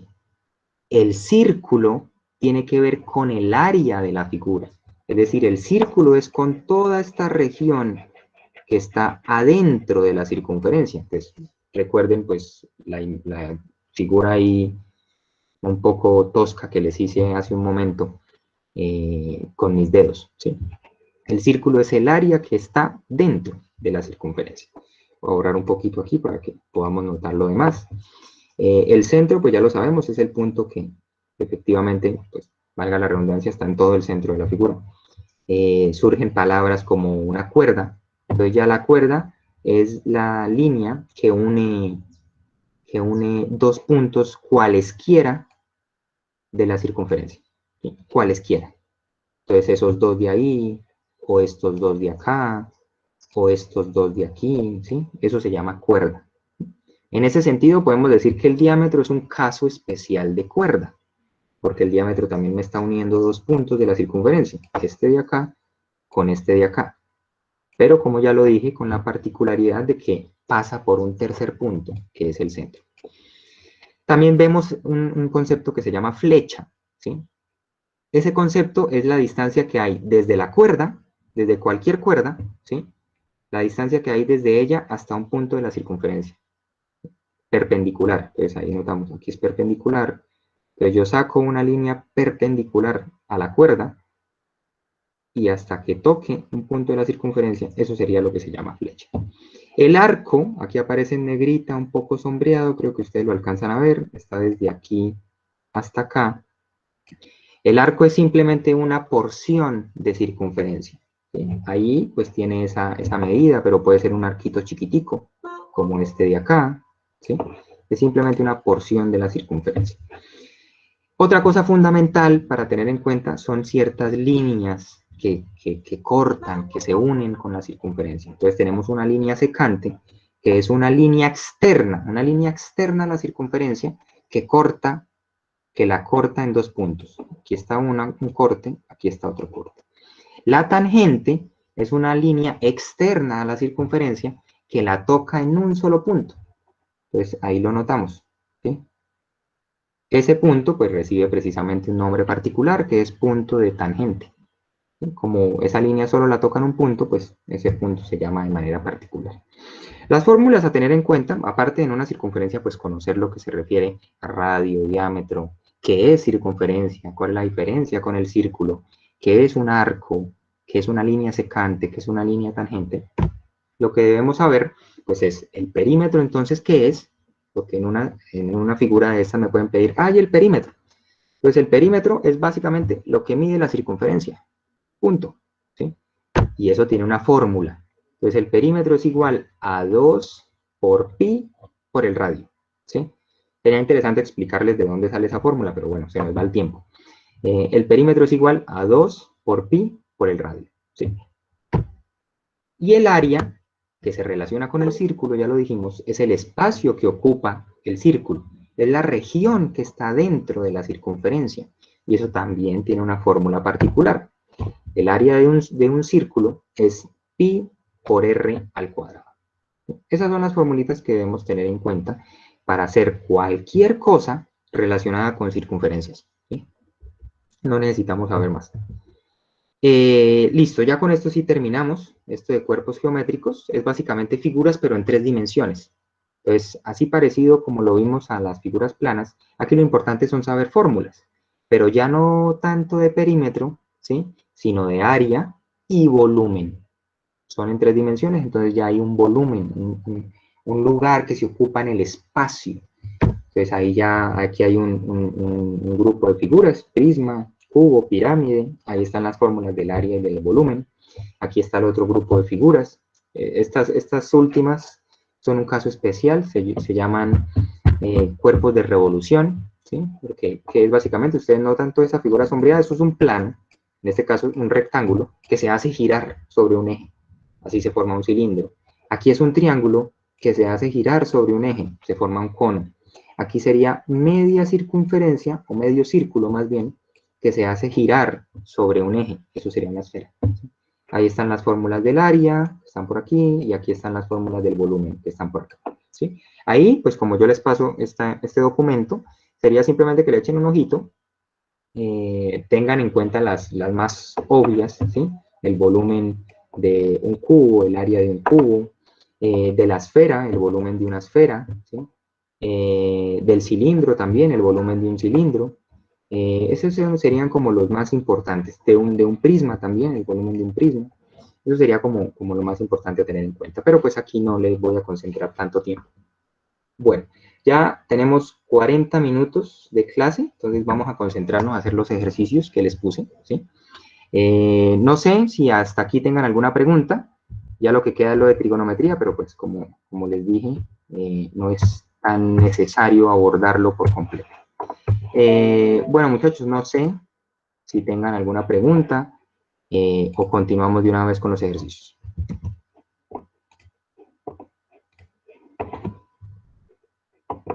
Bueno, pues cualquier cosa me avisan, ¿sí?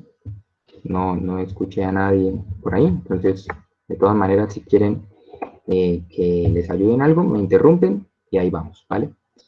Voy por aquí y necesito mirar los ejercicios. Pregunta, ¿ven la pantalla? Sí, señor. Vale, perfecto. Bueno, vamos a empezar a solucionarlos. Este es el primero, ¿sí? En la figura, el segmento FB es perpendicular al segmento BD. Y el segmento FC es perpendicular al segmento CE. Vamos a empezar a traducir eso de a poco. ¿Qué me quiere decir esta vaina? Entonces, el segmento FB, es decir, este de por acá, ¿sí? Que sea perpendicular a este otro segmento BD, lo que me quiere decir es que este ángulo de aquí es un ángulo recto. Esperen un momentico. Lo que me quiere decir es que ese ángulo de ahí es un ángulo recto, o sea, ya sabemos que ese ángulo mide 90 grados. Listo. El segmento FC, este de por acá, es perpendicular al segmento CE, este de por acá. Entonces, este que ya me lo trazaron ahí, ese angulito de ahí mide 90 grados también. Listo. Suponga que el segmento FC, ojo con el concepto que yo ya les dije, es la bisectriz del ángulo BFD. Bisectriz del ángulo BFD. ¿A qué ángulo hace referencia? Al que está en el centro de esta notación, es decir, al ángulo BFD, es decir, a este de acá. ¿Sí? Entonces, el segmento FC, esta línea, es la bisectriz del ángulo BFD. Entonces vamos a notar. Voy a poner que este ángulo, precisamente, lo voy a llamar alfa para no complicarme con tantas letras. Voy a decir que ese ángulo es alfa. Pero, como es la bisectriz,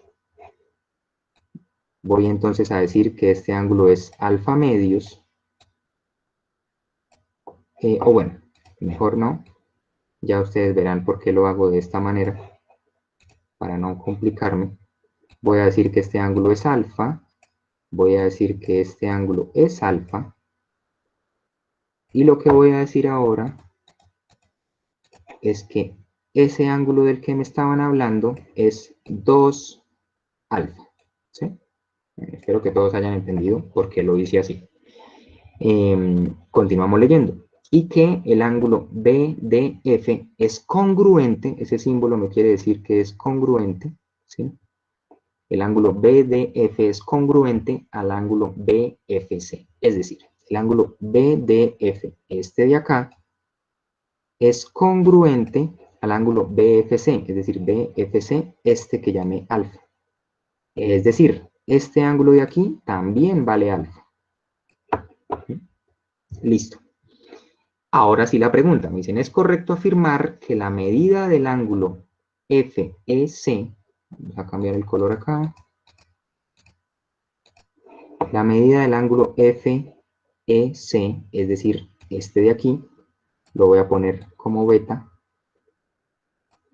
es, entonces lo que me están preguntando en última instancia es, ¿cuánto vale beta? ¿Sí? ¿Cómo resuelvo este problema? Simplemente con la formulita de suma de ángulos internos de un triángulo, ¿sí? ¿Cuál es esa fórmula? Que 180 grados es lo que debe sumar la suma de los tres ángulos internos de un triángulo. Entonces, pues, según la notación que aquí tenemos, y pues teniendo en cuenta lo que me preguntan, eso quiere decir que beta, que es lo que voy a hallar, más yo ahí llamé alfa, más 90 grados, me tiene que dar 180. ¿Sí? Y aquí está lo que debo hallar, beta. La cuestión es que no puedo aplicar de una vez esta fórmula para el ángulo pequeño, para el triángulo interno, perdón, sin saber primero lo que vale alfa. Entonces, ¿cómo lo hallo? Pues miremos el triángulo grande, ¿sí? Entonces, si aplico esa fórmula para el triángulo grande, tenemos que 180 grados debe ser igual a 90 más alfa más 2 veces alfa. Alfa lo tenemos aquí y 2 veces alfa lo tenemos aquí. Y pues si ahí notamos, ahí la única incógnita es alfa, entonces sí la puedo hallar, ¿sí? Esto simplificando quiere decir que 3 veces alfa es igual a 90. Paso este 90 aquí al otro lado a restar, sumo estos dos, bueno, este alfa con estas dos alfa, entonces me da 3 alfa. Simplificando tenemos que alfa es igual a 30 grados. Listo, ya hallé el primero para poder hallar la respuesta. Ahora sí, nos venimos con esta vaina para acá y obtenemos beta. ¿Sí? Voy a poner beta por aquí abajo. Entonces, ¿qué tenemos de ahí? Vale 30, sería esta cuestión así, 180 es igual a beta más 120 grados, ya haciendo la suma. Por lo tanto, tengo que beta es igual a 60 grados. Y listo, ahí ya estoy hallando lo que me piden. Es decir, el ángulo FEC. ¿Cuánto vale? 60. Así que la respuesta correcta es la A. Listo. Espero que pues muchos de ustedes corroboren esto. Si les quedó bien, excelente. Si no, pues fíjense en los detalles. Recuerden igual que cuando nos equivocamos es cuando más aprendemos. ¿Sí? Bueno, si hay alguna pregunta, no duden en hacérmela. Yo, mientras tanto, continúo con lo otro. Vamos a hacer el que aquí aparece como 42.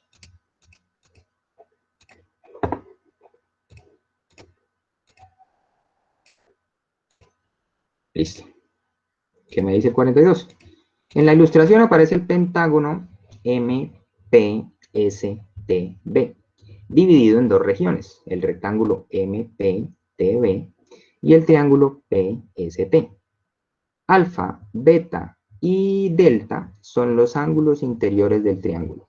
Ahí lo podemos corroborar. Delta, alfa y beta. ¿Cuánto mide el ángulo MPS? ¿Recuerden cuál me hace referencia? Al de la mitad. Es decir, ¿cuánto mide este ángulo? Me están preguntando MPS, este de acá. Voy a llamarlo teta, ¿sí? Voy a suponer que eso vale teta, pues lo que me están diciendo es cuánto vale esa vaina. ¿Cuánto mide el ángulo MPS si la medida del ángulo alfa es la mitad de la medida del ángulo beta y la medida del ángulo delta es el doble de la del ángulo alfa? ¿Sí? Entonces ahí eso parece un juego de palabras todo raro, por lo que hay que leerlo lento, ¿sí? Y establecer, traducir, yo siempre insisto en esto, la matemática, para poder hacer bien las cosas en matemática, hay que hacer una buena traducción del lenguaje formal que nos comunicamos nosotros, en este caso el español, a un lenguaje simbólico, ¿sí? Si yo soy capaz de hacer esa traducción bien, lograré dar con las respuestas matemáticas. Entonces, ¿aquí qué me quiere decir esta primera parte? La medida del ángulo alfa es la mitad de la medida del ángulo beta. Entonces, convertimos eso en una ecuación. Entonces, yo digo que alfa es beta dividido en 2. Y ya. Esa frase, matemáticamente, refiere a eso. La otra, y la medida del ángulo delta es el doble de la del ángulo alfa. Entonces, el ángulo delta es el doble del ángulo alfa. Eso quiere decir matemáticamente esa segunda frase. Ya con eso, ahora sí me dice el problema, halle este ángulo que yo llamé teta. ¿Sí? ¿Cómo lo hallo? Pues lo primero que tenemos que saber, como eso es una unión de figuras, lo primero que tenemos que darnos cuenta es que aquí ya tengo 90 grados, ¿sí? Que tienen que ver con el rectángulo. Entonces, lo primero voy a decir por acá, el ángulo teta es igual a 90 grados más el ángulo beta.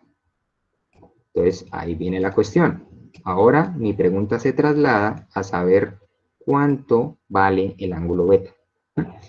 ¿Y yo cómo lo sé? Pues aquí con este juego de palabras que lo traduje en ecuaciones. Vamos a ver entonces cómo es la cuestión. La otra formulita, vuelve y juega, tiene que ver con la suma de ángulos internos de un triángulo.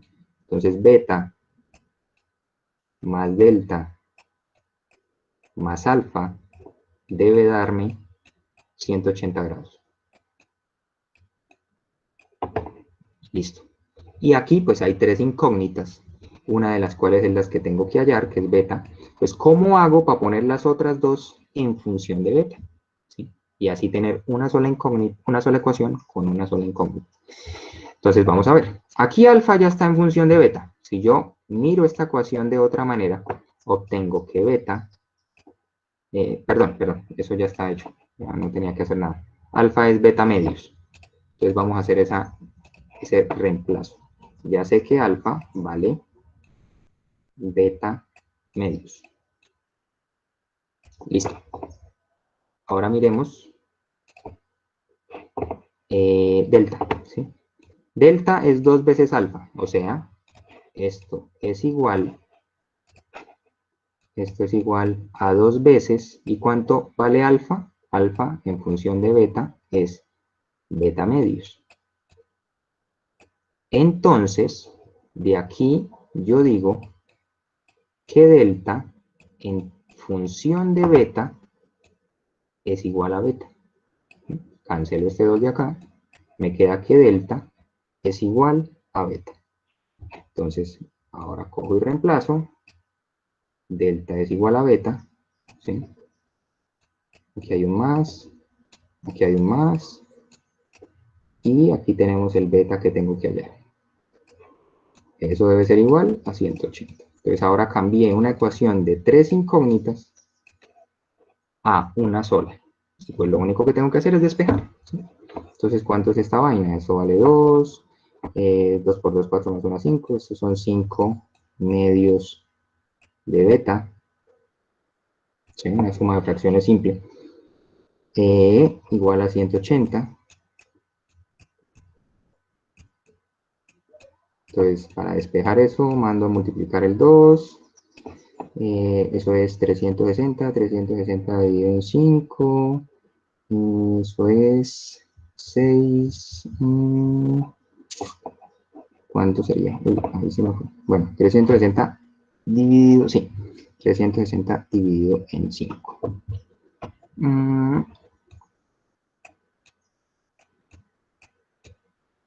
confirmo, creo que cometí aquí un error. 2, 4, 5, no. 360 dividido en 5. Eso es 108. Entonces, beta. Uy. No, 108 no es. Perdón con ustedes. Me equivoqué. ¿Estoy haciendo bien o no? ¿Alguien de ustedes ve algún error por ahí? ¿O es mi impresión?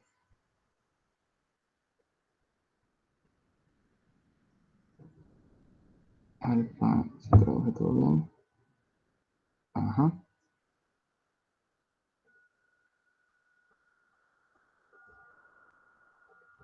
Ajá. Doble, beta, sí. Beta, beta, 4. 360. Dividido en 5. Ah, claro. Lo siento. Me estoy equivocando yo con ustedes. Si lo que tengo que hallar es teta. De aquí, eso resulta... Yo sí decía. Me afané mucho. De aquí yo obtengo que beta es 72, claro. Bueno, me hice un 8 en la cabeza. Beta vale 72, pero yo lo que necesito hallar no es beta, ¿sí? Sino teta. Entonces, beta es mi insumo para ingresar en esta ecuación de acá. Y ahora sí determino, voy a cambiar aquí el color, que teta, que es el mismo ángulo MPS de aquí, es 90 más 72, 162 grados. Listo. Bueno, casi me hago un 8 con esta vaina, pero fue un error de observación muy mío. Listo, respuesta correcta entonces, la D. El ángulo MPS es 162 grados. Listo. Espero que haya quedado claro, ¿sí? Ojalá ustedes no hayan cometido ese 8 en el que yo me volví y hayan encontrado la respuesta correcta, que es la D. Listo, eso sería el segundo de los ejercicios que le envié. Vamos bien de tiempo. Creo que podemos alcanzar a hacer varios más. Cualquier pregunta me dice, ¿vale? Mientras tanto, yo continuaré con esto. Vamos a hacer este tercero, ¿sí? Bueno, que aparece ahí el número 3. Quienes lograron hacerlo, quizá se dieron cuenta ya con lo que yo expliqué hoy, la manera particular del problema. No había que hacer cálculos en este ejercicio, era simplemente un ejercicio de observación.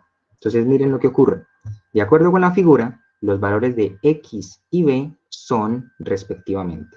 O sea, el enunciado de una vez lo que dice es, mire la figura y ponga la respuesta. ¿Sí? Vamos a ver qué ocurre.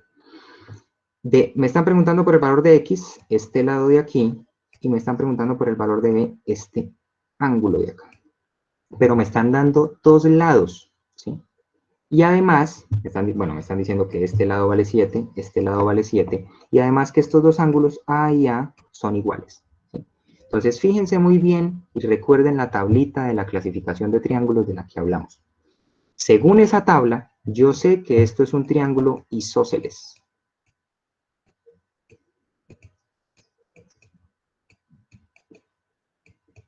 ¿Sí? Pues ahí tenemos un triángulo isósceles. ¿Cuál es su característica? Tiene dos lados iguales. ¿Sí? Pero esta característica me lleva a sacar otra conclusión, que si esos dos lados son iguales, necesariamente los ángulos de esos dos lados, es decir, estos dos que pongo acá en azul, también deben ser iguales. ¿Sí? Es decir, el ángulo B, que es una de las cosas que me están preguntando, es congruente, tiene la misma medida al ángulo A. Y si yo acepto esa conclusión, me doy cuenta que este triángulo tiene los tres ángulos iguales. Es decir, ¿cuánto vale cada uno de esos ángulos? O sea, A, 60 grados. ¿De dónde viene eso? Pues sabemos que la suma de los ángulos internos de un triángulo es 180, entonces sabemos que los tres ángulos son iguales, entonces vamos a tener 3A igual a 180, de ahí sale que pues la medida de cada uno de esos ángulos es 60 grados. Y aquí entonces volvemos a la tablita y decimos, si tienen los tres ángulos iguales, necesariamente sus tres lados deben medir lo mismo. Entonces la medida de X debe ser 7 centímetros. Con esto concluimos que este triángulo es isósceles, efectivamente, pero el triángulo es un triángulo equilátero. Sus tres ángulos miden lo mismo, sus tres lados miden lo mismo. ¿Sí? Respuesta. ¿Cuánto mide X y B respectivamente? X mide 7, B mide, B mide 60, que es lo mismo que A. Respuesta correcta, la B. ¿Sí? Este ejercicio me parece muy interesante porque pues, es simplemente observación, fijarse muy bien y ejemplifica de cierta forma las dificultades que tienen que ver con la temática de geometría. Mucha imaginación, conocimiento muy claro de los conceptos fundamentales, de las notaciones que se manejan, de las simbologías que se manejan en geometría, y ser capaces de imaginarnos cosas en la cabeza, hacer cosas muy rápidas y obtener así respuestas como estas. Rayé aquí porque, pues, para ejemplificarle cosas, pero tal vez muchos de ustedes pudieron hacer este problema sin ni siquiera coger lápiz y papel, ¿sí? Simplemente en su cabeza, y pues muchas felicidades quien así lo hizo. Pero bueno, continuemos. Este ya es el tercero que les puse. Vamos a ver qué me dice el cuarto. Este de acá se ve sencillo, es sencillo, pero también permite notar la necesidad que tenemos de enlazar estos conceptos de geometría. ¿Sí? De los ángulos obtenidos, ninguno tiene medida igual a la del ángulo 1 si se traza. ¿Sí? Entonces notemos la figura, cuáles son ángulos obtenidos. ¿Sí? ¿Dónde hay ángulos ahí? Entonces aquí el primero que aparece es el 1, que ahí decidieron llamarlo así, pero pues aquí aparece otro ángulo, pues que en realidad no me interesa cuál sea, y aquí aparece otro ángulo que en realidad no me interesa cuál sea. Entonces, de los ángulos obtenidos luego de hacer ciertos procedimientos, ninguno tiene medida igual a la del ángulo 1 si se traza A, la semirrecta simétrica a la semirrecta R con respecto al punto P. Parece como difícil de entender, ¿sí? Pero vamos a verlo lento. ¿Qué es una semirrecta? Una recta que tiene principio, pero no tiene fin, ¿sí? O que tiene fin, pero no tiene principio, ¿sí? Más o menos por ahí va la cosa. Es decir, el rayo del que hablamos mientras estaba explicándoles la teoría. Simétrico tiene que ver con algo que se refleja respecto a algo, ¿sí? Entonces, si me dicen simétrica a la semirrecta R con respecto al punto P, entonces vamos a intentar dibujar ahí lo que me están diciendo. ¿Qué es eso de la semirrecta simétrica a la semirrecta R? La semirrecta R la tenemos aquí, ¿sí? Notamos, no tiene inicio, esta semirrecta se podría extender desde el infinito, pero sí tiene final, el punto P. Por eso se llama semirrecta. Simétrica a la semirrecta R, entonces dibujo una semirrecta que sea simétrica a esta semirrecta con respecto al punto P. Es decir, como si aquí hubiese un espejo, yo lo que hago es proyectar la recta. Entonces, esta que acabo de dibujar, voy a ponerle R', es la semirrecta simétrica a la semirrecta R respecto al punto P. Eso es lo que me decía el numeral A. La idea es entonces hacer, si hago esto, ¿aparece otra vez el ángulo 1? Sí, vuelve y aparece. Vuelve y aparece por lo que explicamos de ángulos opuestos por el vértice. Entonces, aquí estaría el ángulo 1. ¿Sí? Y como ahí aparece, yo descarto esa opción como posible, porque lo que me están diciendo es de los ángulos obtenidos, ninguno tiene medida igual a la del ángulo 1. Entonces, cada una de las cosas que yo vaya a hacer, tengo que confirmar que no se repita el ángulo 1. En este caso se repite, descarto la opción A. Vamos a ver la opción B. La semirrecta simétrica a la semirrecta S con respecto al punto P.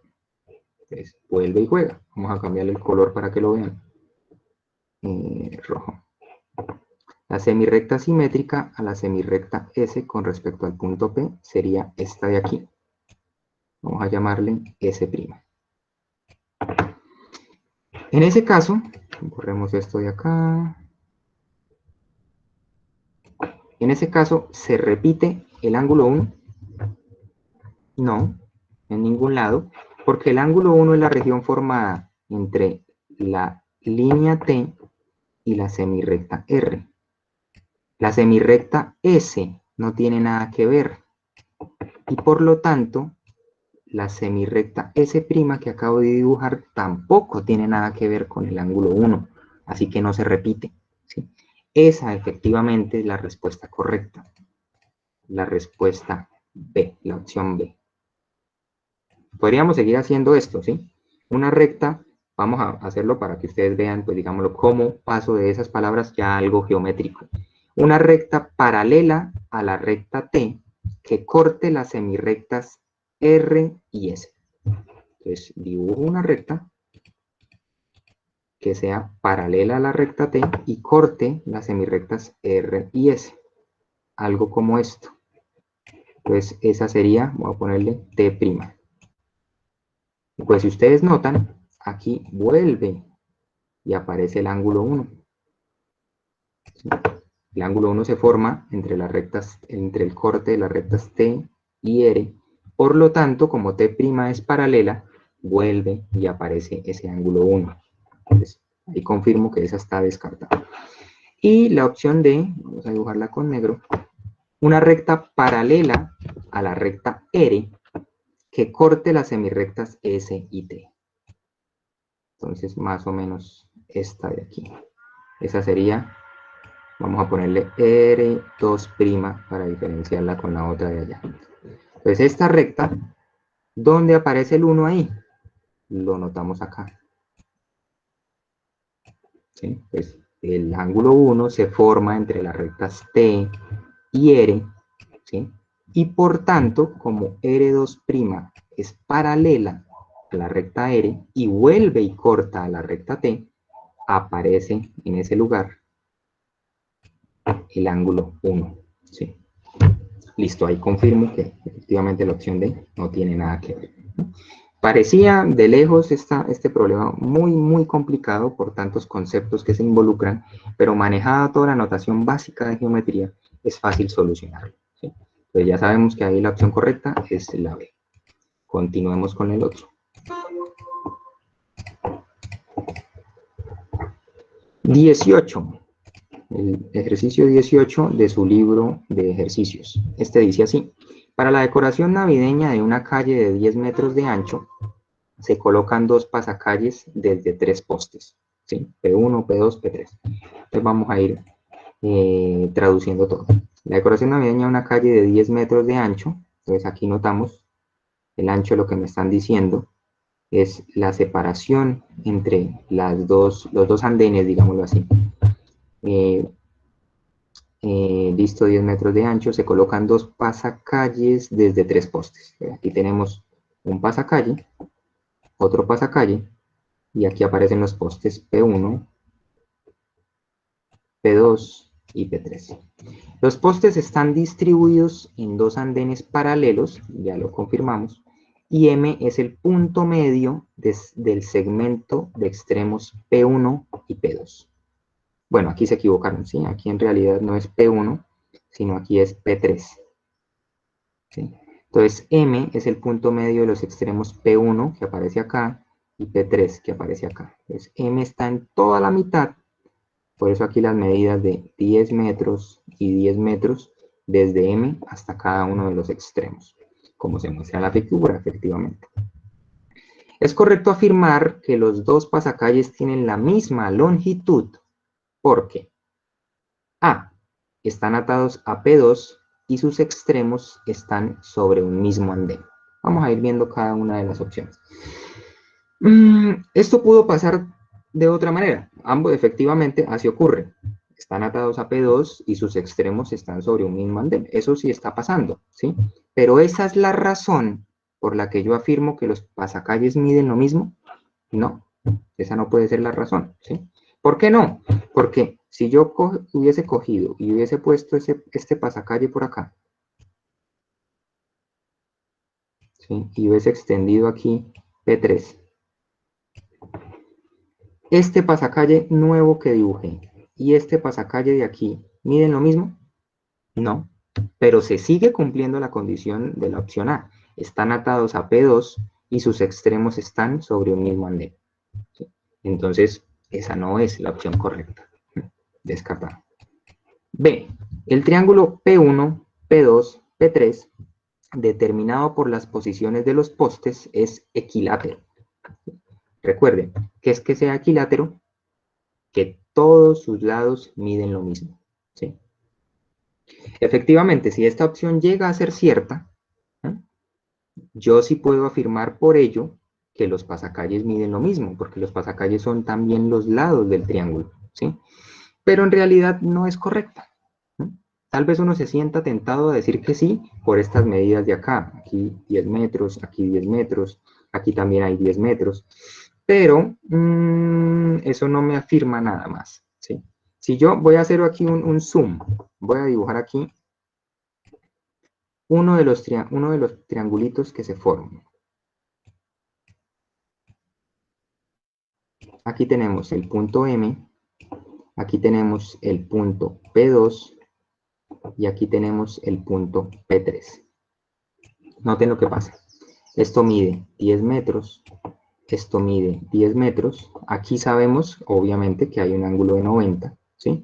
¿Yo qué veo ahí? Yo ya sé que esto es un triángulo rectángulo, ¿sí? Yo puedo aplicar Pitágoras, ¿sí?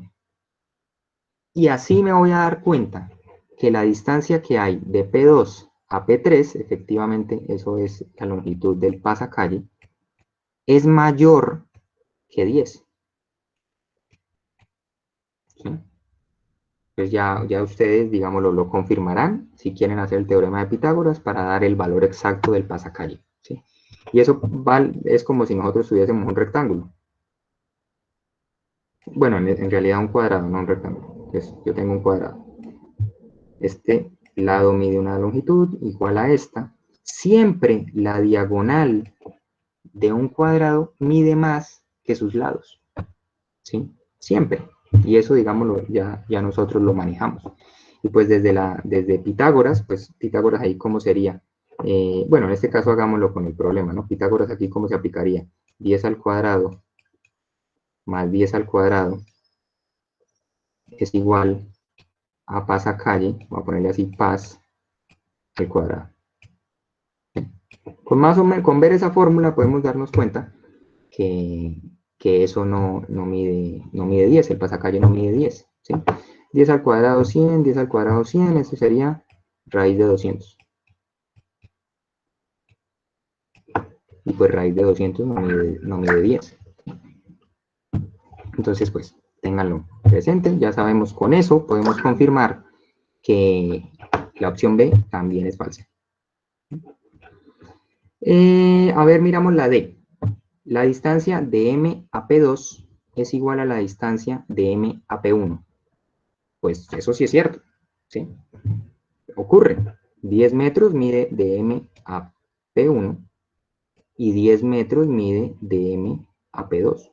Pero eso no es condición de que los dos pasacalles midan lo mismo, porque se aplica otra vez el ejemplo que yo puse aquí.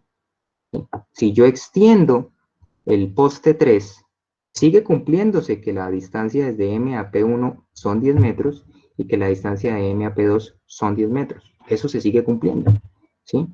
Pero, en este caso, ya los pasacalles no van a medir lo mismo. ¿Sí? Así que, no es correcta. Opción D, descartada, ¿sí? Por descarte llegamos a que la opción, C es la correcta, ¿sí? Pero vamos a confirmarla. Ya sabemos que la opción C es la correcta. ¿Pero qué me dice? Los triángulos P1, P2 y M y P2, P3 y M son congruentes, ¿sí? Eso es lo que se afirma ahí. Vamos a ver. Saquemos, aquí ya sacamos un triángulo, ¿sí? M, P2, P3, voy a sacar aquí otro triángulo. Pues este segundo triángulo es M, P2 y P1. Notemos la cuestión. Aquí mide 10, aquí mide 10, ¿sí? Y recuerden, ¿sí? Recuerden uno de los criterios de semejanza que vimos en la parte teórica. ¿Sí? Si dos lados del triángulo, bueno, aquí tenemos que comparar estos dos triángulos, ¿no? Entonces, si estos dos lados correspondientes miden lo mismo, y estos dos lados correspondientes miden lo mismo, ¿sí? Y además el ángulo que hay entre ellos también mide lo mismo, aquí obviamente sabemos que esto también es 90, ¿sí? Podemos decir que esos triángulos son semejantes, ¿sí? Y semejantes y congruentes van muy de la mano. Que sean semejantes, ¿qué quiere decir? Que bueno, en este caso particular, esta distancia mide lo mismo, esta distancia mide lo mismo, esta distancia mide lo mismo, este ángulo mide lo mismo, este ángulo mide lo mismo, este ángulo mide lo mismo, y así se aplica para este otro. Por eso es que aquí se dice que son congruentes, porque tanto sus lados como sus ángulos tienen exactamente las mismas medidas. De ahí que se diga que los triángulos P1, P2 y M y P2, P3 y M son congruentes. ¿Sí? Bueno, eso ya sería la confirmación de este punto. Sabemos entonces que la opción correcta de respuesta es la C. Bueno, voy a borrar aquí. Son las 4:25. Creo que alcanzamos. Vamos a mirar a ver a este último. ¿Sí? Pero no vamos a mirar estos. Estos, de hecho, aquí ustedes lo tienen en pantalla, lo que fue el 69 y el 70. Básicamente era como retomar otra vez las tres condiciones para determinar que los triángulos son semejantes, ¿sí? Ustedes ya las vieron o las pueden ver si desean. La 69, ¿sí? Pero voy a dejarla ahí. La 70 también voy a dejarla ahí para mirarlos luego en las siguientes sesiones. Pero no quiero irme sin resolver uno de estos problemas que tiene que ver con la circunferencia. Y quiero hacer este, que es el 55. Yo creo que la mayoría de ustedes logró encontrar la respuesta correcta, pero quiero detenerme en este porque ahí es donde se aplican los conceptos y esas definiciones básicas de las que yo hablé. Bueno, tenemos, aquí yo no puedo hacer un círculo, bueno, en fin, intentemos hacer una circunferencia.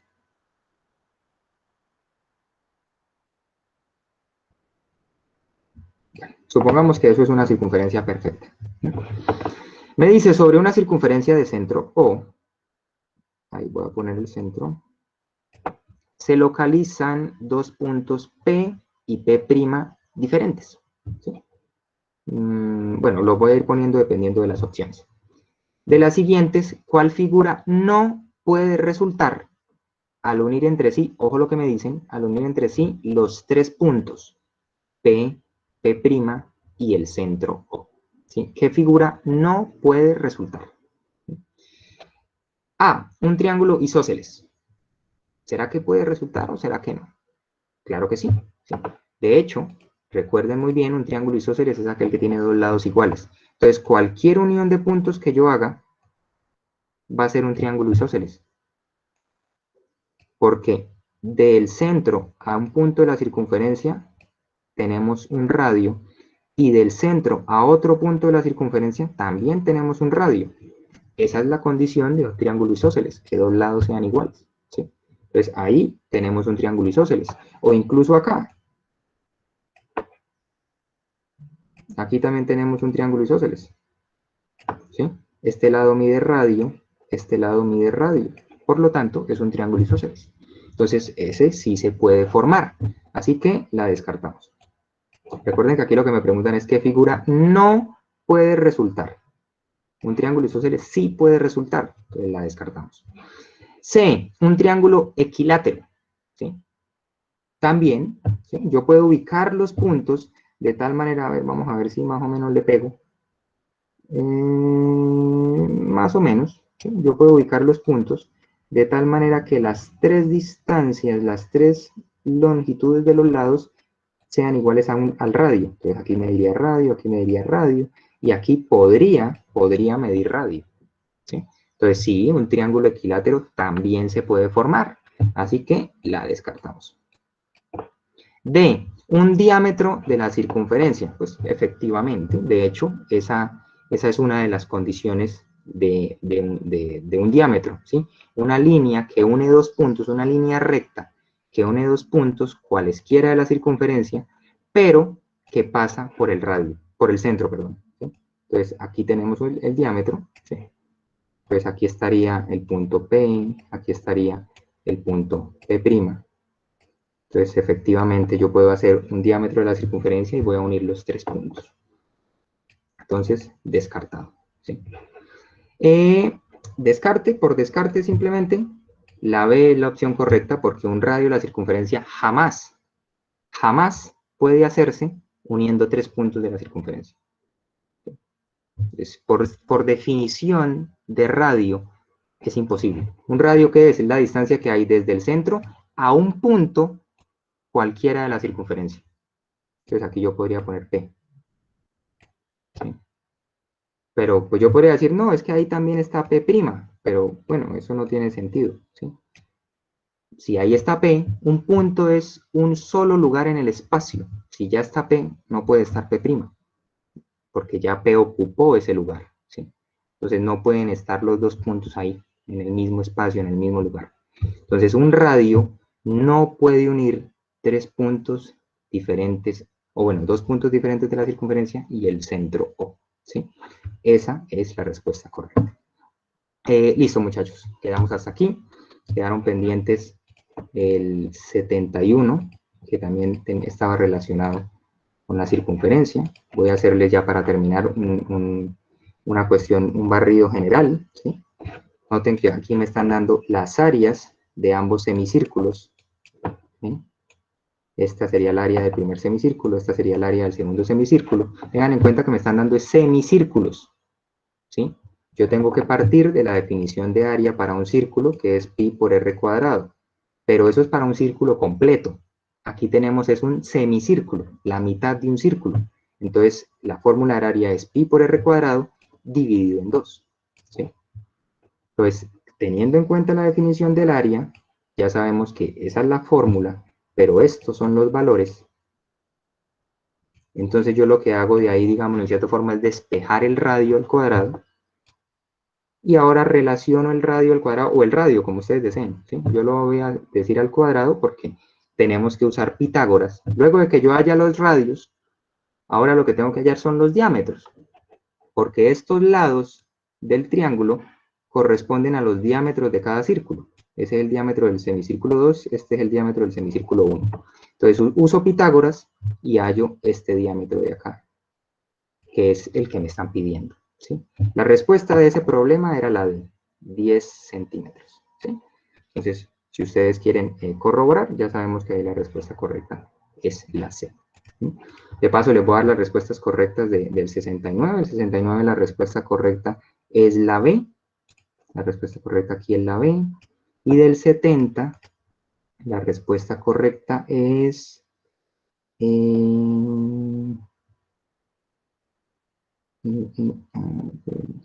semejante a veces. La respuesta correcta del D es la C, ¿sí? Entonces ahí están las respuestas correctas de los tres problemas que no solucionamos, para que quien quiera, quien lo hizo muy bien, excelente, y quien de pronto encontró algún error, por favor, revíselo, confirme dónde se equivocó, y entonces en la próxima ocasión que nos veamos, como ya les dije antes, vamos a concentrarnos a hacer solo ejercicios, ¿sí?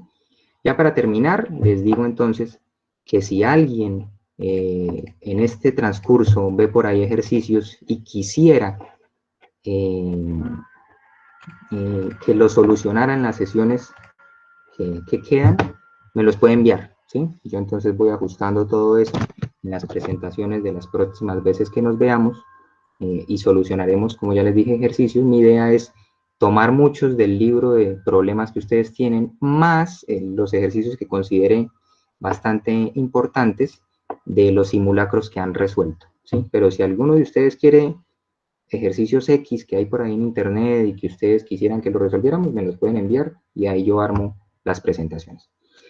Muchachos, eso es todo por hoy. Muchísimas gracias, ¿sí?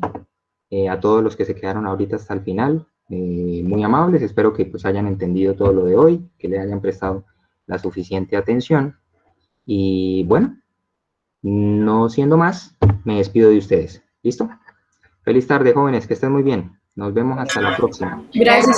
Hasta luego. Gracias, profe. Chao.